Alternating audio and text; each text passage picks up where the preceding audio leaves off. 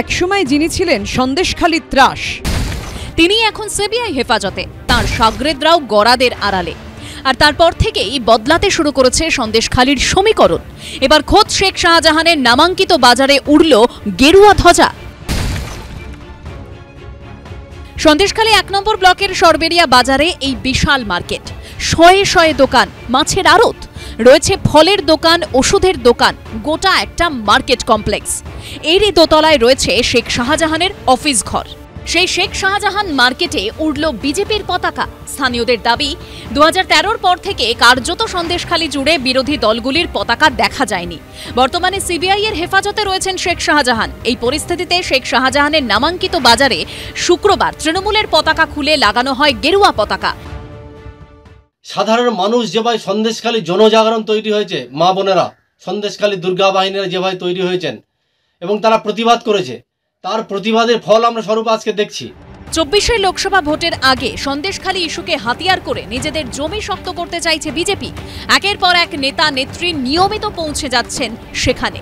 শনিবার সন্দেশখালীতে যায় বিজেপি নেত্রী প্রিয়াঙ্কা টিবরেওয়ালের নেতৃত্বে আইনজীবীদের একটি দল। সন্দেশখালী ১ নম্বর ব্লকের সরবেরিয়া আগারহাটি গ্রাম পঞ্চায়েত এলাকায় গিয়ে স্থানীয়দের সঙ্গে কথা বলেন তারা। এখানেই শেখ শাহজাহানের বাড়ি। সরবেরিয়া আগারহাটি গ্রাম পঞ্চায়েতের একসময় প্রধান ও পরে উপপ্রধান ছিলেন শেখ শাহজাহান। এখানেই এদিন রীতিমতো চেয়ার টেবিল পেতে প্রিয়াঙ্কা টিবরেওয়ালের নেতৃত্বে ক্যাম্প করে বিজেপির আইনজীবী সেল। লাইন ক্রমশ দীর্ঘ হচ্ছে, কারণ যতজন আসছে প্রত্যেকেই আশায় বুক বাঁধছেন যে তাদের এই যে জমি দখল হয়ে গিয়েছিল সেই জমি তারা ফেরত পাবেন। এবং এখানে আমরা দেখতে পাচ্ছি বয়স্ক ব্যক্তি, প্রবীণ নাগরিক, ৭০ ঊর্ধ্ব, ৮০ ঊর্ধ্ব বৃদ্ধারা রয়েছেন, সেরকম বৃদ্ধরাও রয়েছেন এবং নবীনরাও রয়েছেন।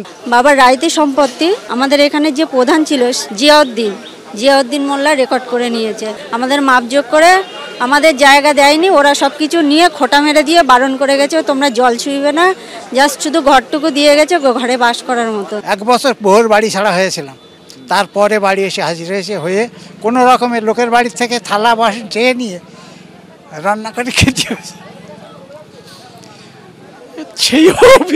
সেই জমি যাতে ফেরত পাই তার জন্য জমি যেটা নিয়েছিল এরা জোর জবরদস্তি, সেটা থেকে নিয়ে আর মহিলাদের সঙ্গে যা অত্যাচার হয়েছে, বিভিন্ন ধরনের অভিযোগ আছে। যা আছে পার্টিকুলারলি এক একজনের অ্যাফিডেভিটের মাধ্যমে জানাবে কোর্টকে। ক্যালকাটা হাইকোর্টের যা নির্দেশ আছে ওনাকে দেওয়ার জন্য ওখানে দিব। তারপরে বিচার কি হবে না হবে এটা কোর্ট ডিসাইড করবে, যে পরিবর্তে কি পদক্ষেপ উনি নেবেন সেটা কোর্ট ডিসাইড করবে। 2021-এ কোর্ট কিন্তু অনারেবল হাইকোর্ট বলে দিয়েছিলেন যে পশ্চিমবঙ্গতে কিন্তু রুল অফ ল নেই, রুলার্স ল চলছে। সেটাই আজকে আপনারা মাটিতে দেখতে পাচ্ছেন। সন্দেশখালীতে যদি কোথাও কোনো সমস্যা থাকে, কোনো অপরাধ থাকে, সরকার ব্যবস্থা নিয়েছে, পুলিশ ব্যবস্থা নিয়েছে, গ্রেফতার হয়েছে, দল ব্যবস্থা নিয়েছে, জমি ফেরতের ব্যবস্থা নিয়েছে, যারা 164 দিতে চান তাদের ব্যবস্থা হয়েছে। ফলে ওই জায়গায় ন্যায় বিচার প্রতিষ্ঠিত, এলাকা শান্ত, মানুষ তৃণমূল কংগ্রেসের সঙ্গে আছেন। যদি কোথাও কোনো বিচ্ছিন্ন ভুল ত্রুটি থাকে সেগুলি সংশোধন করা হয়েছে। বিরোধীরা ইস্যুটিকে বিভ্রান্তি ছড়াবার জন্য একটু বাঁচিয়ে রাখতে চায়, তারা মরিয়া হয়ে সেই ধরনের চেষ্টা করছে, কিন্তু তাতে মানুষ সাড়া দেবেন না।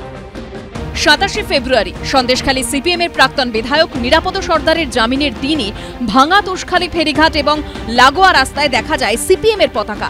এবার শেখ শাহজাহানের নামাঙ্কিত মার্কেটে উড়ল বিজেপির পতাকা। সমীরণ পাল, ঝিলম করঞ্জাই ও কৃষ্ণেন্দু অধিকারীর রিপোর্ট, এবিপি আনন্দ।